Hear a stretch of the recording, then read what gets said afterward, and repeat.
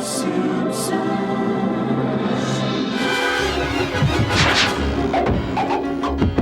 is the story of the way The Simpsons came on. We were doing it as 1 minute on Tracy Ullman's show on a variety series that we had here. They were 1 minute little cartoons.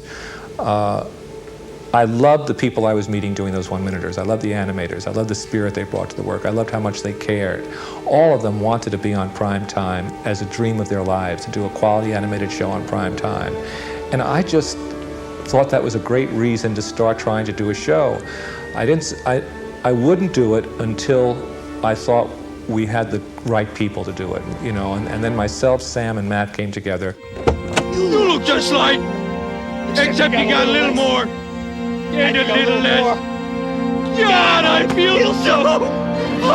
The Simpsons are a combination of my own family and the TV that I grew up watching. A lot of families and television sitcoms when I was a kid have all sort of mutated into The Simpsons. Allow me to introduce my family. This is my wife, Marge. Oh. Hello. And our 3 children, Bart, Lisa, and Maggie. The Simpsons are named after my family, but I do have a brother and sister who I have not humiliated by naming a Simpson after them, and I can't tell who's more annoyed with me, the ones who were named or the ones who weren't. Can I help you? Oh, don't be frightened of this. It's nothing but a letter opener. Who are you? Don't tell him. Give him a fake name. Homer Simpson. Homer Simpson is a loving father. However, he is ruled by his impulses, and he's often moved to become very angry very quickly. Some way to show your gratitude. No gold, no diamonds, no ruby, not even a lousy card. And a lot of the laughs come from Homer getting very mad very quickly. He doesn't know that life is mistreating him. He loves his family, but he's too stupid to know he loves them. And he, like the others, is caught in a struggle to be normal, and he fails most of all. He's probably the most endearing character, I think, in the show because the consequences of his failures are more extreme. He works in a nuclear power plant, after all, and can cause a meltdown at any moment. Joke's on them. If the core explodes, there won't be any power to light that sign. My father's named Homer, and when you name a buffoonish cartoon character after your own father, you have to make up for it by naming your firstborn son after him as well. So I have a son named Homer, too. Holy moly, talk about parenting. Come here, baby. Marge Simpson is the one with the 3-foot-high beehive. It's a combination of my own mother's hairdo when I was a child and the Bride of Frankenstein. I'll show them what one screwball can do. Ooh, look, Maggie. What is that? Dodecahedron. Dodecahedron. Lisa, I don't know what you're doing, but it's very strange and your father's trying to worry. Lisa Simpson is the sensitive, intelligent, gifted, talented child in the Simpson family. Hence, she is totally ignored. Oh, I want to be in that rumba when the saints go over there. Oh, over there! The Simpsons have these big, bulgy eyes, and they have this peculiar, curvy overbite, and that's because I used to draw that way when I was a kid. And it's a drawing style I developed that I could actually draw and keep my eye on the teacher at the same time and still have the characters look like that. They sure look like they should look like. Don't you have that feeling when you look at them? You wouldn't have them look like anything else. And let me tell you how dangerous that is. We did a first show where we believed in the script enormously, and we record the actors' voices first. And we sent it out, and we have to wait 6 months before we see the final product.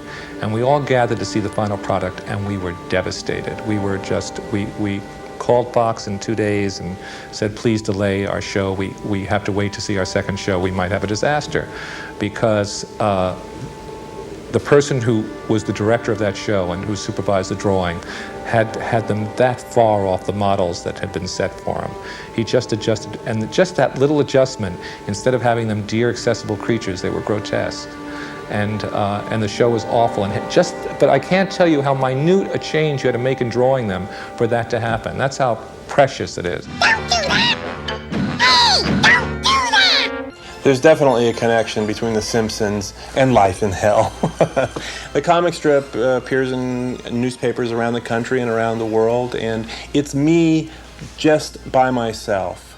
It's Matt Groening, pure and simple, my rabbits, acting in their little hellish ways, struggling with love, work, sex, and death.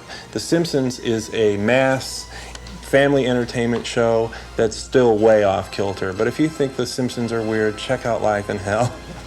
You're in for a shock. This looks like a discount for Bartman! Who are you supposed to be? I'm Bartman. Word Bart, if you rearrange the letters, is Brat, and that's what Bart is. Also, the name Bart sounds very funny when it's being said by Homer. Bart! Bart!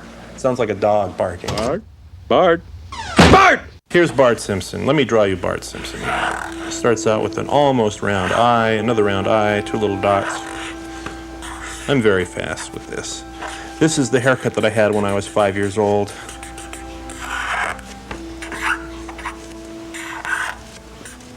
And that's Bart. The rest of the Simpsons are in a struggle to be normal. Only Bart realizes that being normal is boring. And so Bart's attitude is anything for a laugh. Bart also worships Krusty the Clown, his childhood TV hero. And Bart's motto is, stand by your clown. I think that's a lesson we can all learn from. Hey, we were watching what are you doing? Well, you won't be watching these cartoons anymore, ever! But Mom, if you take our cartoons away, we'll grow up without a sense of humor and be robots. What is normal? I think normal is a struggle to be normal, and there's nobody who is really normal. And The Simpsons, I think people are amused by them because they're amused by their struggles to be normal. And they fail miserably every time, and that abnormality is what makes them funny. My father was a cartoonist.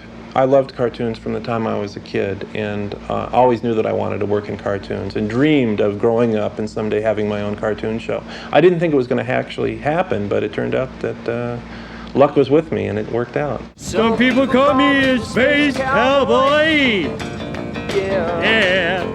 Some call me the gangster of love. I think they're terrific characters. I mean, you know, people say a lot of things, but I think our approach to it was to do it the way we would do any regular television show. I think they speak to something.